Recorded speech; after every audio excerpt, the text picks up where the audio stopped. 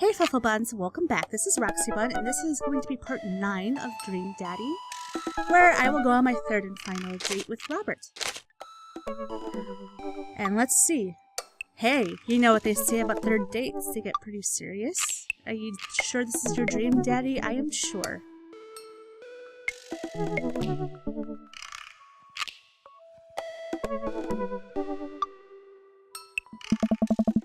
I haven't spoken to Robert since that night we drove out to his thinking spot.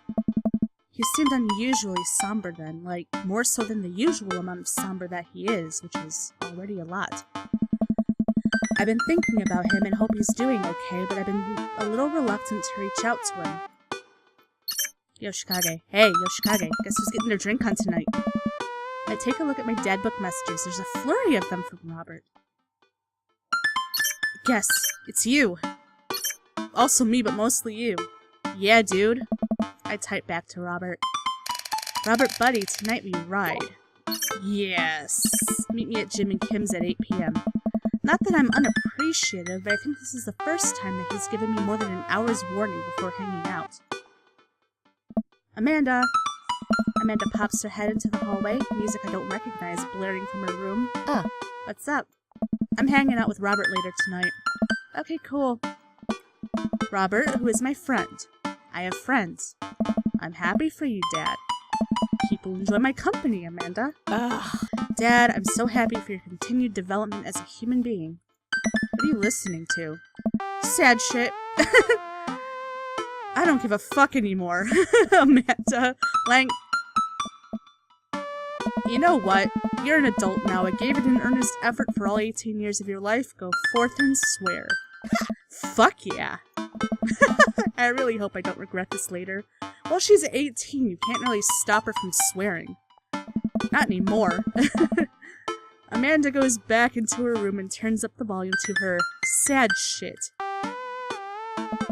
I put on my going out coat and walk over to Jim and Kim's. I spot Robert leaning against the brick wall smoking a cigarette. As I get closer, I realize that he looks a little different.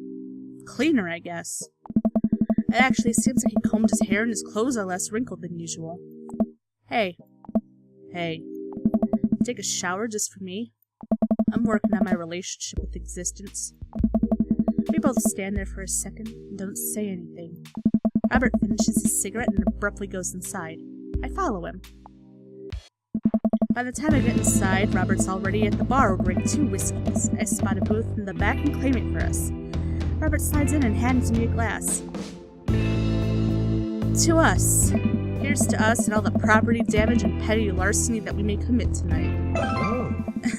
We clink whiskeys and I watch him sip his rather than his traditional approach of slamming the whiskey back as quickly as possible. So what's the plan for tonight? Hit some other bars, maybe grab some pizza. Think that'll kill some time before we go burn down that old abandoned house in the woods. It's definitely not as fun if it's abandoned. Hey. Mary pops over the back of the booth with a glass of wine in her hand. She punches Robert in the shoulder. Where was my phone call? Thanks. Sorry, figured you were busy sinking your teeth into some poor sap. I am. He's right here. I look around the booth to see a guy sitting across from her. He waves meekly. Ugh. You're replacing me with a new kid? Mary, I could never replace you, whether I wanted to or not. Mary leaves her booth and slides in next to him. The guy she was sitting with looks mildly relieved. She eyes Robert's clean-pressed clothes up and down, suspiciously. What, you got a court date coming up? He'd never convince the jury. He would have had to shave first. Seriously, though, what's up with you? Robert stares down at his drink, suddenly looking serious. It's Pappy. Doctors say it's cirrhosis of the liver. I told that old bag of bones to quit it with the sauce, but it's all he's ever known. Especially since Ma's gone. That's why I invited you out tonight.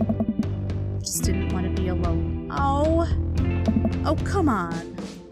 Yoshikage, don't be an asshole. You know the one thing Robert doesn't joke around about is his Pappy. Oopsies! They're giving him 2 months. I gotta help him straighten out his affairs. Robert, I'm so sorry. Robert takes a long look at his whiskey, eyeing it in the dim glow of the bar's lights. I look at his life, then I look at mine, and I know history is just doomed to repeat itself. Oh my god. I'm just kidding. He's retired with his new girlfriend in Acapulco. They watch the sunset every night. Probably screw like donkeys. Wait, aren't rabbits the ones who screw a lot? Oh, sorry, didn't realize you were an expert on which animals screw a lot. Ugh. Oh, please stop saying the word screw. He finishes his drink and slides it away from him. He gets up out of the booth. Me and Yoshikage are gonna hit the bricks. Coming with? Mary casts one last glance at the sad sap she's been hunting and downs the rest of her wine in one gulp. Hey, this place is dead anyways. We exit the bar and find the typically empty street filled with a small crowd of people. At the front is a guy with a really deliberate attitude and bad posture. He carries a lantern that he shines by his face for dramatic effect. What's going on? Looks like it's one of those walking ghost tours. They do that in this part of town all the time. I've always wanted to do one of those. You know all of the stories are fake, right? Pretty much all my stories are fake. This is research. He makes a beeline toward the back of the group. He turns around when he notices that I'm not following. Come on. We can't just crash it, can we? Don't be such a square. Just act like you belong. Robert sidles up to the tour group. I reluctantly fall into step behind him. Oh, here goes nothing. Hey, it was in this place in 1694 that the most infamous witch trials were held. To date, we do not know if the people burned at the stake were actually witches, but it's widely reported that their ghosts still haunt this hapless dive bar to this very day. It was actually 1692. What? And the site was over by the coffee shop down the road. I'm sorry, who are you? Daniel McSturgis, quotes historian. This is my colleague, Dr. 80s reference. Dr. Loomis, paranormal investigator extraordinaire. We're touring America's most haunted locations as research for our new book.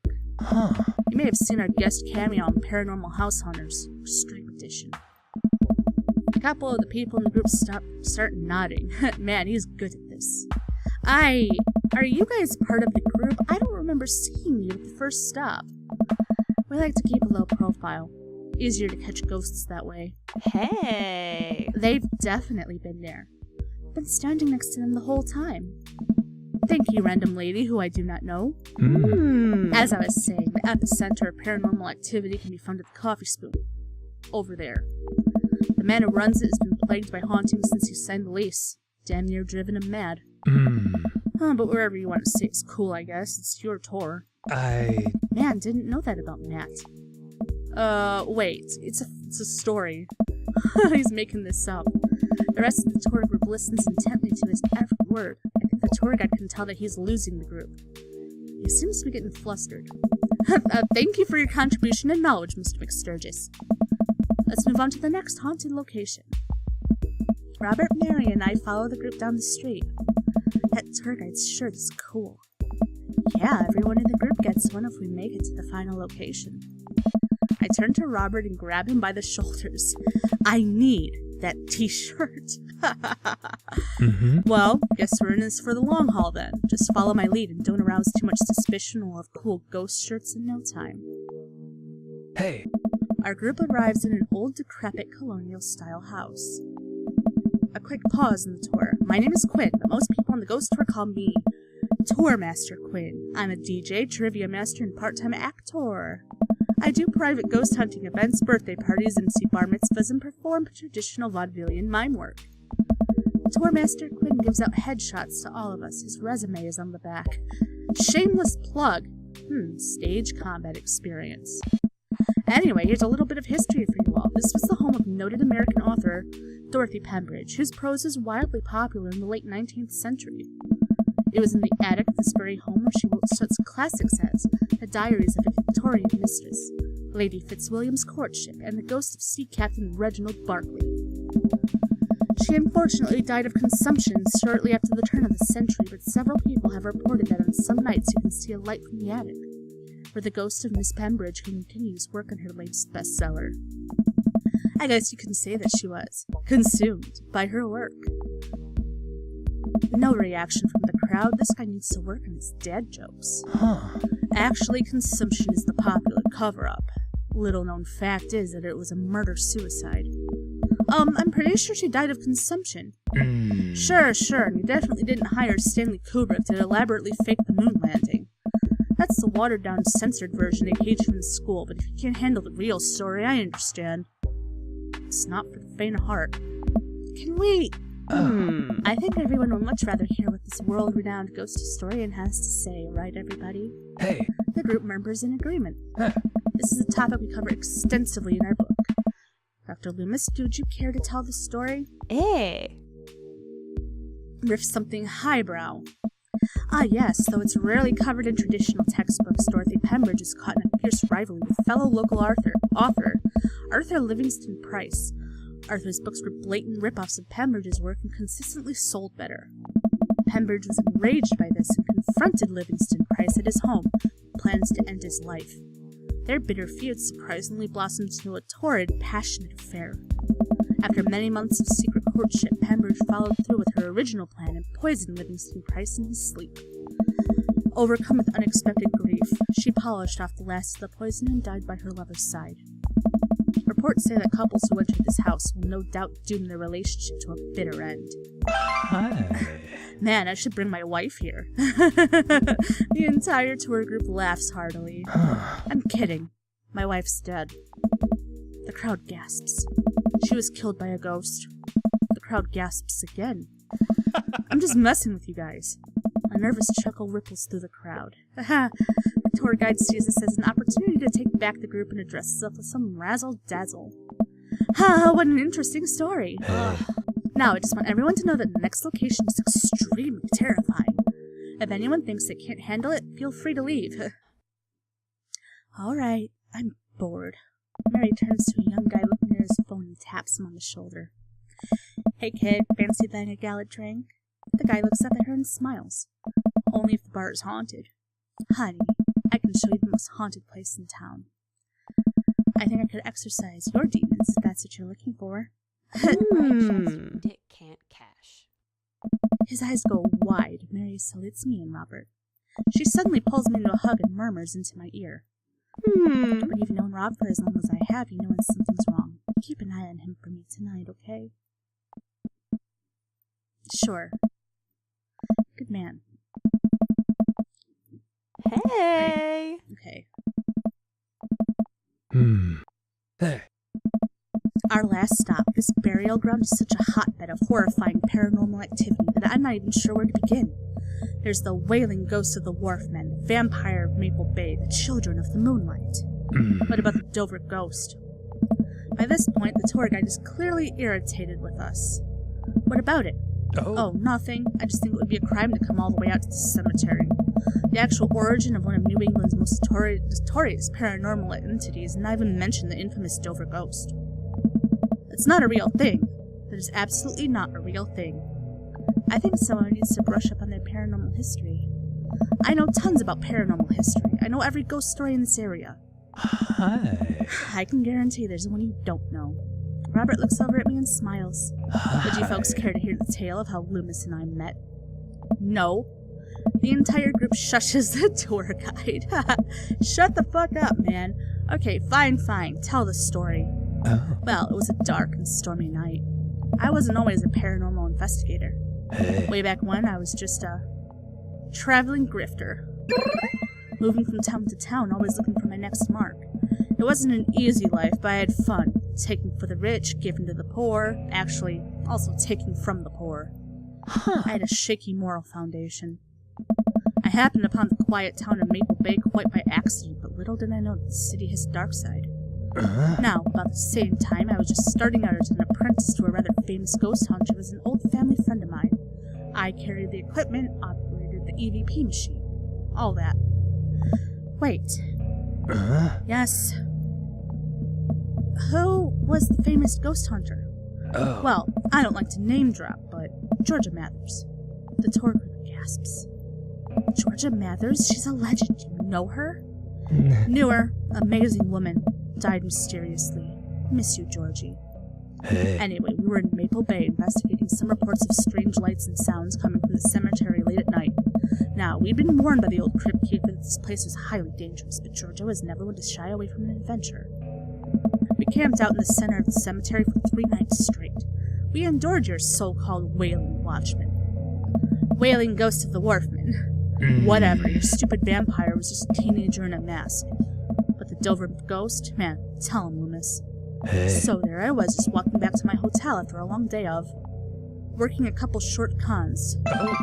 Classic pitch and drop scale, putting our feelers out for a rip deal. I was going to steal a baby, probably would have made me rich. I found myself walking past this very cemetery.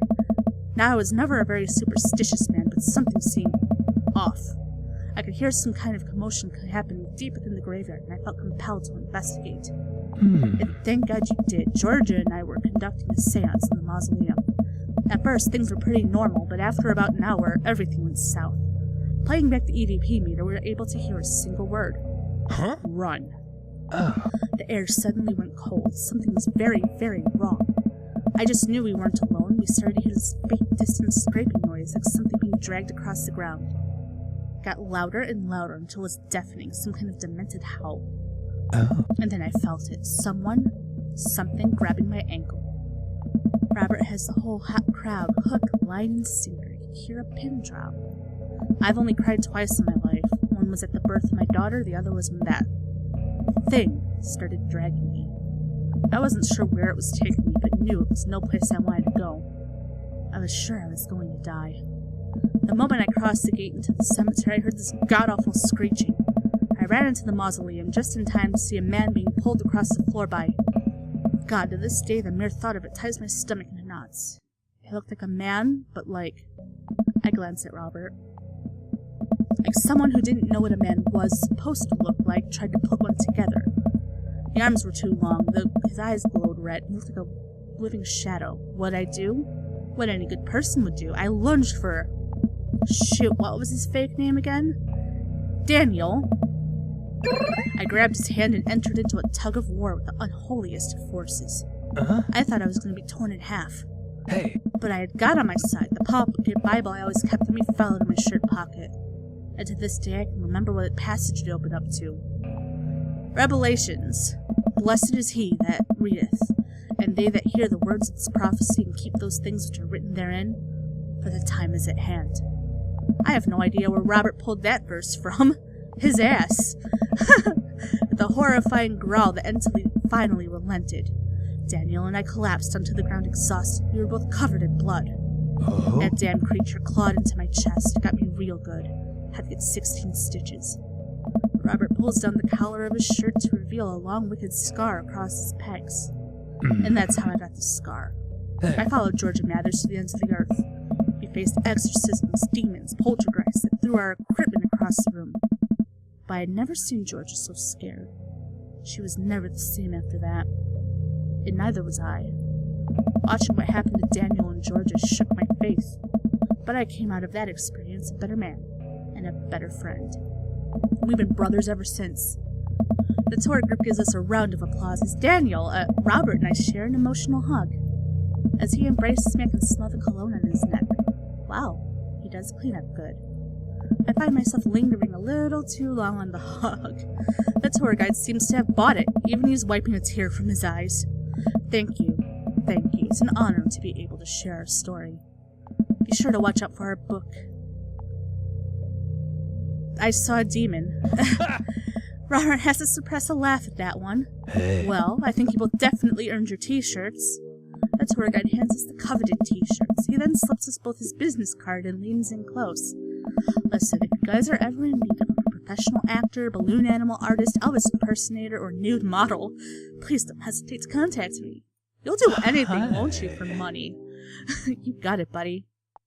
After a couple of tourists take selfies with us, we split away from the group and walk home. That was incredible. I really can't believe they bought all of that. I didn't know you had it in you, Yoshikage. Excuse me, Dr. Loomis. That bit about the pocket Bible was aces, although giving the Dover ghost glowing red eyes was a little cliche. And the Kubrick conspiracy theory bit wasn't. Oh. All a part of the character. Well, we got the shirts out of it. We arrived in front of Robert's house. Want to have a drink? Is that even a question? Robert, how long have you known me for? Do you really think I would turn down the opportunity to share a fine alcoholic beverage with my treasured friend and accomplice, Mr. Robert Bobbert Small? If you ever call me Bobbert again, I'll kick you right in the shins. Both of them. Hey. Then you can expect an angry phone call from my orthopedist in the morning. Oh. Bobbert. Bobbert. Robert just laughs and starts unlocking his door. My shins live to die another day. Oh. Robert leads me inside. I can't help but think about what Mary said to me. Robert did seem a little bit off, but that completely disappeared when we were joking around with the ghost tour. I don't know. He's hard to read. While I'm thinking, I hear claws skittering across the floor. Oh god, it's his pit bull. I'm about to be torn to shreds. I shut my eyes tight and brace for impact. Betsy, hey, be nice. I don't feel anything but tiny paws scratching at my shoes. I open my eyes. Betsy? Robert's dog jumps away from me, running around in circles and sniffing his legs. He pats her on the head. Hey, that's not a pit bull. That's the cutest, dumbest Boston Terrier I've ever seen. Betsy, you're not a pit bull? And you weren't taken by the Dover ghost? Betsy's made of tougher stuff than that, ain't you, girl?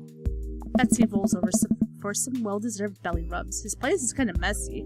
Oh. I just keep a picture of a large pit bull in my wallet in case of emergencies. Comedic emergencies. We make our way to Robert's living room for a quiet man with arguably the oldest pickup truck that can be legally driven. This place is amazing. There are sleek modern appliances throughout the room with a big flat-screen TV mounted on the wall. He has shelves upon shelves of DVDs. Guess he wasn't lying about being really into cinema. He pours us both glasses of whiskey from a well-stocked bar in the corner while Betsy curls up on a pile of cushions. So, how'd you really get that scar? And don't tell me you got it fishing for Alaskan king crabs in the Bering Sea or something. You trained me too well. He laughs and takes a sip of his drink. My daughter and I were riding our bikes. I hit a rock, flew over the handlebars, and then we went to the hospital. And that's it. Hey. Not a very interesting story. I've never heard you talk about your daughter. Well, I have one. That's her. He points at a picture on the wall of a very serious little girl with dark eyes. Yep, that's definitely Robert's daughter. How old is she? 25, 26, not too sure. Does she live around here? Huh? No, Val lives back home in Brooklyn. Works at some new media online magazine thing. Makes buckets, though. Oh? He suddenly seems really serious. I probably shouldn't press him about it. Oh. You like Santana? Yes. Mm. Great. Robert puts on Santana and then takes a seat on the couch next to me. He suddenly downs his drink in one gulp. Hey, are you alright? Ah. Robert leans in and kisses me, the taste of whiskey burning my lips. I'm surprised at first, but slowly relax into his arms. He pulls away slightly, his lips very brushed against my mouth. Ooh, it's getting hot and heavy now. I am now. Oh god. I can't say anything at best, managing a sigh. Robert leans in again, kissing me harder. He pulls his bottom lip between his teeth and bites lightly, sliding a hand under my shirt. Oh my goodness. Oh, this is getting really... My heart pounds in my chest as he lays us both down on the couch. He kisses a trail down my neck, his teeth grazing my skin. Oh my goodness. Oh my. I just... Wait. It's not that. Robert bites down and I have to stifle a moan. Oh my god. Stop. Robert stiffens up and pulls away. Oh. No biting. No, I'm more than okay with that. Something's up. Robert runs a hand through his hair and looks away. I'm fine. I've just been kind of stressed out. Tired. Not a big deal. Push it. Listen, I want this as badly as you do, but I know something's wrong. I need to make sure that you're okay. Robert stares at the ground. You don't know me that well, Yoshikage. I'm not a good person. Oh, he has inner issues. He takes a deep breath. Oh. I spent my whole life only taking and taking and taking, and now here I am, an old broken man sitting on top of a pile of everything I've ever taken. Alone. But I want to know you. You don't have to keep hiding behind fake stories and acting like you don't have feelings. Oh? It's Oh? It's Val. She's visiting tomorrow. She wants to patch things up. Are you... I'm sorry, but is this a bit... No. When was the last time you saw her? 3, 4, I think. Months? Years. I stood up straight. Jesus, Robert, what happened between you two? I don't want to talk about it. Robert and I sit in silence, neither of us wanting to look at each other, both of us unsure of what to do next. Fine. Huh. Things were already bad between us. I cared about her, I always did. Things just got in the way. And before I knew it, she was leaving for college, wanting nothing to do with me. Marilyn and I moved out here to settle down. I thought it would help to get away from all the distractions, all the money, the drinking. But temptation gets to you. I tried to be better, but I just couldn't. And then, the accident changed everything. I think every day about how she must have died hating me. I never became the better man that she wanted me to be, the one she always saw in me. She was the last thread Val and I had connecting us together. I didn't know that when I lost my wife, I was going to lose my daughter, too. Oh, Robert, you poor thing. I spent so much time chasing after things I thought were going to make me happy that I ruined my own real chance at happiness. Now my wife is dead and my daughter hates me. And then I convinced myself that this, he gestures vaguely in my direction, is going to make me happy. Why do I even try anymore? I'm so sorry. I know how hard it is to... No, you don't. How could you possibly know how this feels? You did everything right. Your daughter loves you. You're a good person. I was a terrible husband and I'm an even worse father. I have no idea why she's even bothering to contact me now. I know I'm just gonna fuck it up like I always do. I'm broken, I shouldn't even go. Robert put his head in his hands. Tell him what he needs to hear. Nothing is going to change until you do. He pauses and looks at me. There are a lot of things in my life that I regret, that I wish I could take back or do over, and it hurts so much to know that I can't. But what I can do, and what you have the privilege of doing tomorrow morning, is to wake up and try to be a better person than you were the day before. Things are going to fix themselves tomorrow or the next day, and patching things up with her isn't going to solve all of your problems either. But nothing is going to change if you don't, and if you can't love anyone else until you stop hating yourself. And you're right, I don't know you that well, but you have the same capacity for good that we all have. And I know you can find it. Val is giving you a chance. Don't waste it. But, Robert, listen to me, it's going to be okay. But, I lean over and embrace him, pulling him in as tightly as I can. He buries his head into my shoulder, hugging me back. It's gonna be okay. I place a hand on the back of his head and stroke his hair. He shudders and sobs, and then I realize he's crying. Thank you. We stay there for a while, holding each other. We both eventually drift off to sleep. Oh, that was cute. Let's see how... Is this the end of the date? Let's see how I did. Date complete!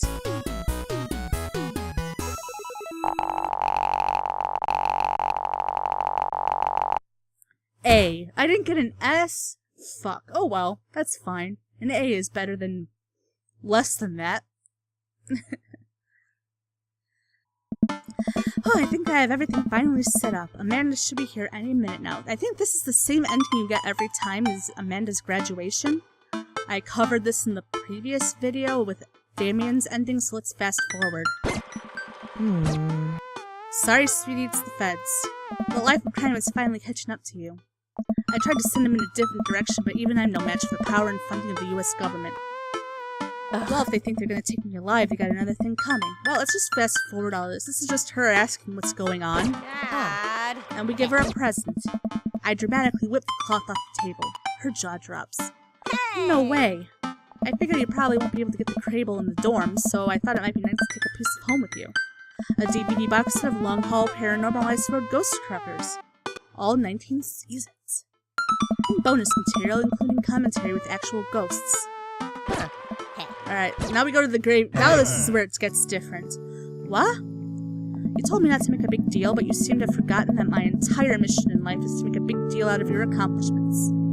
So consider this your graduation party. Surprise! Dad, everyone's here. Well, yeah, everyone wanted to come and support you. Is that a mac and cheese bar? Sure is, fully customizable down to the type of mac. And there's an ice cream cake, the good kind with the crunchies in the middle. I don't know what to say. Don't say anything, just go have fun with your pals, okay? I'm so proud of you, Amanda. Amanda smiles and runs to her friends. I should make the rounds and make sure everyone's having a good time. First, mac and cheese. I walk over to Mary, who's having a lively conversation with Amanda. Listen, kid, you're gonna need some real life skills out there if you're gonna make it out on the streets. I'm going to college. Same thing. Look, I know you're not old enough to drink. Right? And I know you're smart enough not to drink until you're of legal age. But hypothetically, if you were to drink, it'd behoove you to drink a glass of water between rounds. Got it. Hypothetically. And if you wake up with a headache, all you gotta do is take a jar of pickles and drink the pickle juice. You're gonna be fine. What's going on here? Girl talk. Mary turns back to Amanda. Now let me tell you about how to deal with a bad roommate. First thing to know, get straight A's if they die during the semester. Mary, relax, it's a myth. Supposedly. Against my better judgment, I leave them be. I don't think I recognize that girl by the snack table. I should go say hello. Hi, I don't think we've met. Oh, we've met years ago. And I'm here for my revenge. You're Robert's kid, aren't you? Spot on. I guess that makes you Yoshikage, huh? Yeah, it's nice to meet you. I'm glad Robert brought you along. He promised there'd be free food, so that's kind of hard to pass up. And look, I don't know you, but can I get real with you for a sec? My old man's a real closed book, you know? Me and him got a long way to go. He don't erase decades of neglect in a week, but you can sure get tired of staying angry about it. That kind of bitterness, it poisons you, I think. I'm too young for that. Anyway, lately he's been better. A lot better. And between him shaving for once and how much he talks about you, I get the feeling you have something to do with it. So, thanks. Robert means a lot to me. I'm glad he's getting better. Just keep an eye on him when I'm not around, okay? Or else. What? I'm kidding. Or am I? I don't know why I'm like this, because your dad is like this. I think it runs in the family. Amanda trots up to the conversation. Hey, I love your necklace. And your hair. And just, geez, your whole vibe is cool. Thanks. I like your jacket. My girlfriend collects pins, too. Oh, this is my daughter, Amanda. Amanda, this is Robert's daughter, Val. Nice meeting you. I heard you're a photographer. Aspiring photographer. I'm going to school for it. You take pictures? Yes. And you're a photographer. Welcome to the biz. Val hands Amanda a business card. If you're ever looking for internships, shoot me an email. Anyway, I need to go make friends with that woman over there who's dual-wielding wine glasses. Catch you later. Val walks away. She's so cool, she gave me her business card. She touched my hand. Congrats, you just networked for the first time. I'm a regular business lady now. Quarterly projections, stock market, synergy. While you're making a fortune as a businesswoman, I gotta keep this party going. Catch you around, Pops. Yoshikage. Okay, this is like the usual ending. Everybody's saying how great the party is. Blah, blah, blah, blah, blah. It's all the same. Okay, everybody's saying, you know, oh, the party's great, blah, blah, blah. Just filler. Here's the interesting part. As the party starts to wind down, I take a seat on our back porch step. The sun is setting and everyone seems to have eaten their fill. Amanda wanders over and sits down next to me. Killer party, Pops. What can I say? I was inspired. So, I also have something for you. For me? Why? Not to be completely genuine about my feelings for once or anything, but growing up wasn't easy, but it could have been a lot harder if it wasn't for you. Dad, you've been there for me through everything. There's been times in my life where you were my only friend. I was really scared of going to college and being so far away from you, but I realized that everything you've done for me has been to be preparing for this. And I'm ready. I wouldn't be who I am today without you. Don't cry, I swear to God if you cry again. You're the best, Dad. I love you. And I'm crying. Anyway, that was enough emotional vulnerability for one day. Present time. Amanda hands me a tiny wrapped package. I tear the wrapping off to find a framed picture of me and Amanda. It's us. Like the shock in all of our photo albums are just pictures of me, huh? I figured we needed at least one together before I leave. Amanda, thank you. Watching you grow up has been the happiest experience of my life. You're such a talented and intelligent young woman, and I'm so excited to see what the future holds for you. Knock 'em dead, kid. Always do. Amanda and I share a hug. This is only the beginning, Pops. Plenty more memories first down the road. Memories to make and stuff to break, right? Oh, I'm gonna break so much stuff. Intentionally and unintentionally. And you're probably gonna have to pay for most of it. It would be my honor. Amanda hops up. Looks like someone's been waiting to talk to you. I glanced over to the back of the yard where Robert is sitting on a bench beneath our cherry blossom tree. He smiles at me. Now we get to see if it's the good ending or not. I'll leave you to it. Me and the Emmas are going to get ice cream. Love you, Pops. She runs off to join her friends. I take a seat next to Robert as the last guests make their way out of the party. Hey. Robert gestures vaguely to the snack table. Good stuff. Yep.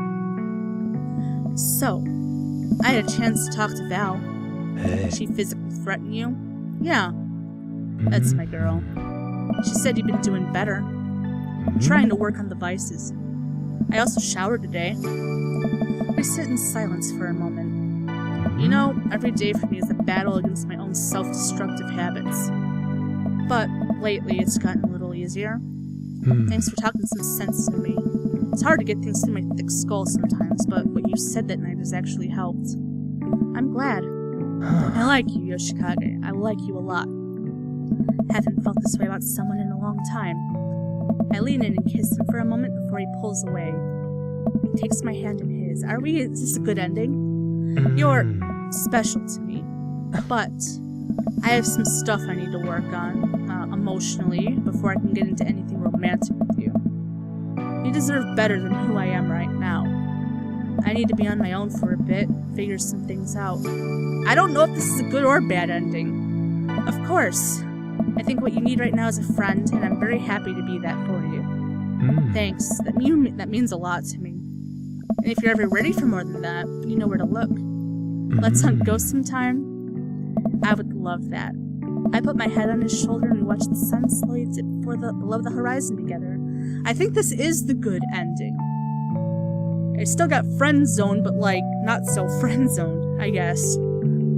But I beat it. I got the good ending. Hooray! Alright, now this is the whole credits. I'm speeding them up. Alright, so this has been part 9 of Dream Daddy, and we finished Robert's route with the good ending. If you like this video, if you like the game, hop on over to that like button.